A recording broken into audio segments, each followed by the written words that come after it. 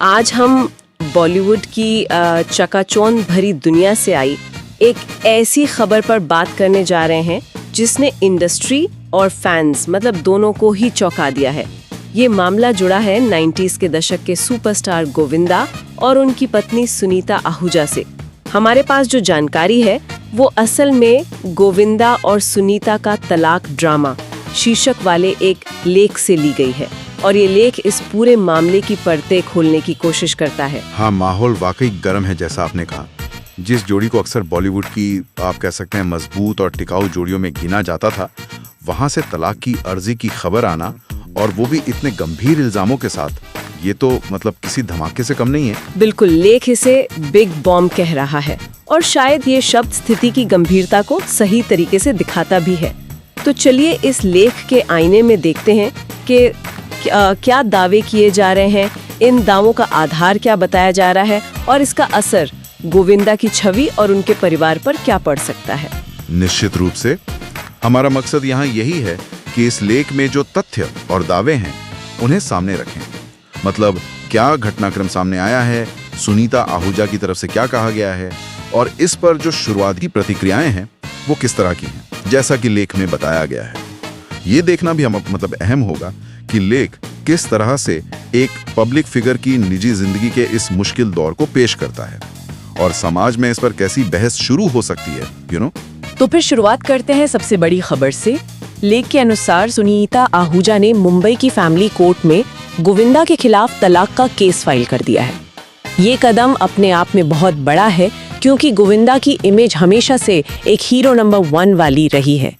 Screen पर मजेदार, जिंदा दिल और निजी जिंदगी में एक फैमिली मैन के तौर पर उन्हें देखा जाता रहा है। हाँ बिल्कुल। लेख भी इसी बात को रेखांकित करता है कि उनकी ऑन स्क्रीन और ऑफ स्क्रीन छवि में एक पारिवारिक व्यक्ति का अक्स हमेशा रहा है। जी, और ये मामला सिर्फ तलाक की अर्जी तक ही सीमित नहीं है, जैसा कि अक्सर ऐसे मामलों में लगता है।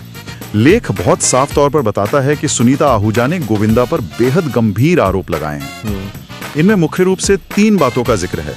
एडल्ट्री यानी विवाहेतर संबंध रखने का आरोप, अच्छा, क्रूएलिटी यानी क्रूरता का आरोप, जिसमें लेख इशारा करता है कि ये शायद मानसिक और भावनात्मक क्रूरता से जुड़ा हो सकता है, और चीटिंग यानी धोखा देने का आरोप, जो शायद विश्वासघात के कई पहलुओं को समेटे हुए है। लेकिन आरोपों को हल्के में नहीं ले रहा, बल्कि उन्हें रिश्ते के टूटने की मुख्य वजहों के तौर पर पेश कर रहा है। ये आरोप वाकई संगीन है, खासकर इतने लंबे चले रिश्ते के संदर्भ में देखें तो। लेख में सुनीता आहूजा के हवाले से एक बयान भी दिया गया है जो उनकी निराशा और शायद मजबूरी को जाहिर करता है। उनका कहना है, जैसा लेख बताता है, कि उन्होंने इस रिश्ते को बचाने की अपनी तरफ से हर मुमकिन कोशिश की, सालों तक चीजें सही, लेकिन अब हालात बर्दाश्त से बाहर हो गए हैं।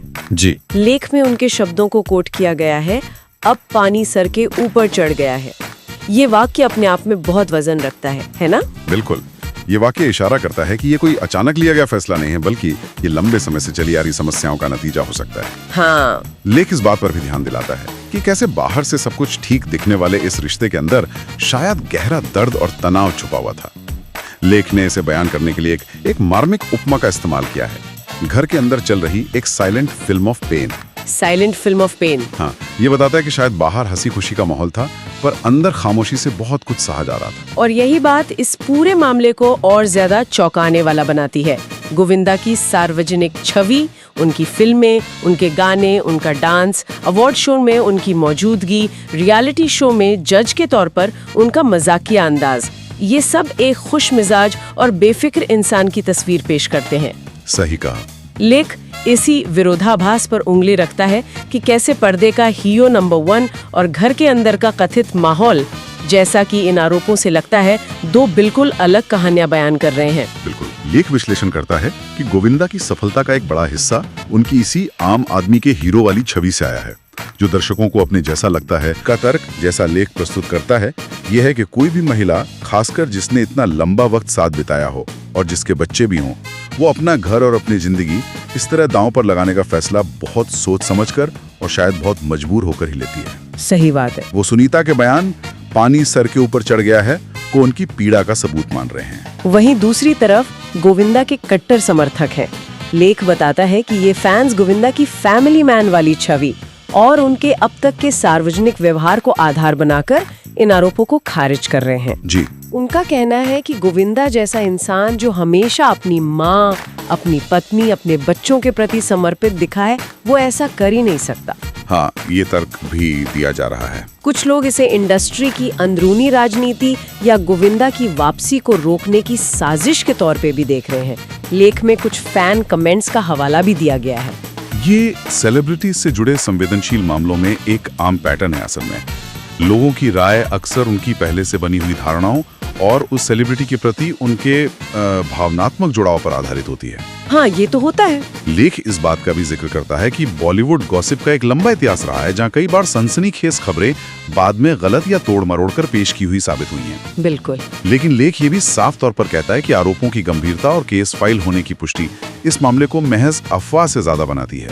सही है। सच चाहे जो भी हो, लेख का निष्कर्ष है कि इस घटना ने गोविंदा की सालों की बनी बनाई प्रतिष्ठा को एक हार्ड हिटिंग झटका जरूर दिया है। उनकी छवि पर सवालिया निशान लग गया। हाँ, एक झटका तो लगा है। और इसी मोड़ पर सबसे बड़ा सवाल खड़ा होता है, गोविंदा का पक्ष क्या है?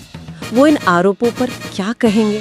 क्या वो चुप्पी साधे रहेंगे जैसा कि कई सेलिब्रिटीज ऐसे मामलों में करते हैं? या फिर वो मीडिया के सामने आकर या कानूनी तरीके से अपना बचाव करेंगे और सुनीता के लगाए इल्जामों का मतलब बिंदुवार जवाब देंगे? ये सवाल लेख भी प्रमुखता से उठाता है और कहता है कि अब सबकी निगाहें गोविंदा के अगले कदम पर टिकी हैं। सही। उनका जवाब या उनकी चुप्पी, दोनों के ही अपने मायने निकाले जाएंगे।